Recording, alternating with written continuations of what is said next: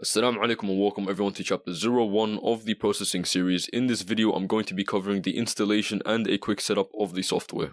And just like the Arduino version, if you wish to follow along with this series, consider subscribing to the channel and liking the video.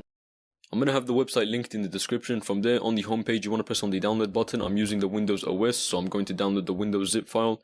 In my case, I've already downloaded it beforehand, so you don't have to watch the installation.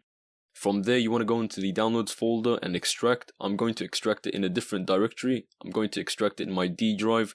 But before I do that, I'm going to make a new folder, and I'm going to name this folder ProcessingIDE. You want to open up the folder and then go through the extraction process. Now, there is no installation wizard and we will have to do everything ourselves. However, everything is straightforward. All we have to do is copy, paste and move a few files around. So there is really nothing to it. The extracted file should open up automatically. If not, open it up yourself. As of today, the version is 4.3. What we want to do next is make a shortcut, as this does not happen automatically. What you want to do next is then click on the file that says processing application type. And then you want to go show more options after right clicking, then you want to go send to, then desktop. You want to close the welcome page by clicking the button. From there you want to go file preferences. Preferences.txt is where all the changes are going to be saved. From there I'm going to increase the font size to 20 and 18 respectively.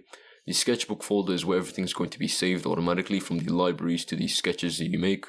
I'm going to move this from my documents in my C drive to my D drive where I installed processing. So I'm going to Ctrl X to cut it and then Ctrl V to paste it. I'm also going to rename this just so that if I was to come back to this folder, I know I'm going to rename it to Sketchbook. From there you want to close the files and you want to link it by clicking the icon on the right. Then you want to go through all the directories until you find the associated folder.